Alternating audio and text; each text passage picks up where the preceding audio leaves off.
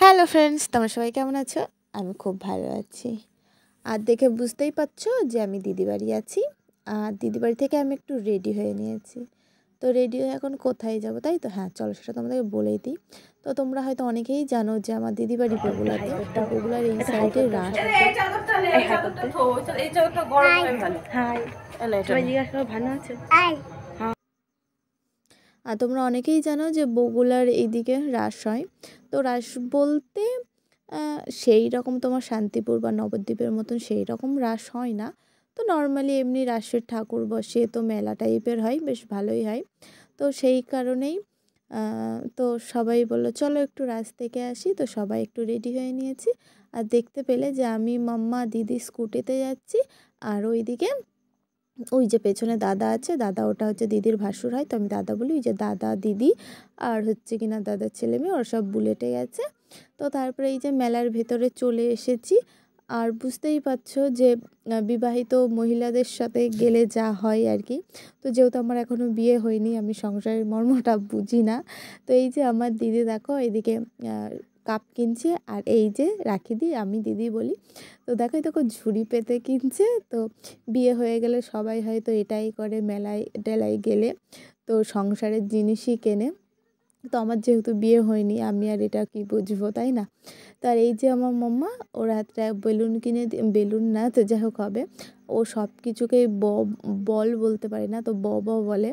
তো ও যাই দেখুক না কেন তাকেই বলবে দাও, দাও। তো ওই দেখে বলছে দাও, তাই ওকে একটু কিনে দেওয়া হয়েছে। তো ওকে দিলে হবে না, আর একটা দাদার মেয়ে আছে, তো যা কিনতে হবে সবারই জন্য আর কি। তো একটা কিনলে হবে না, তো চারটে মানে আছে দিদির ছেলে মেয়ে দুটো, এদিকে দিদির জায়ের ছেলে মেয়ে দুটো, তো চারজনের জন্যই কিনতে হবে। তো এই যে দেখো, আর মেলাটা কিন্তু পুরোটাই ফাঁকা ছিল। আর এটা রাতের প্রথম দিন ছিল। পুতুল কে কিনে দিল? আগে বলো। দিয়ে আমার মাম্মাকে জিজ্ঞাসা করছি, মাম্মা এটা কে কিনে দিয়েছে? ও তো আর বলতে পারছে না। তো দিদি বলছে যে জেম্মা কিনে দিয়েছে। আর বললামই তো এটা রাসের প্রথম দিন ছিল, তো ভিড় তো একটুও ছিল না। তো তারপরে একটু ফুচকা খেলাম আমি, আর ঘুগনিটা দিদি খাচ্ছিলো, আমাকে একটু খেতে বললো, এতটাই বাজে ছিল খেতে। তো আমি খাইনি, তো দিদিও লাস্টে ফেলে দিয়েছে। আর এই যে ভাপা পিঠে, আমার দিদির দেখে ইচ্ছা হলো একটু ভাপা পিঠে খাবে।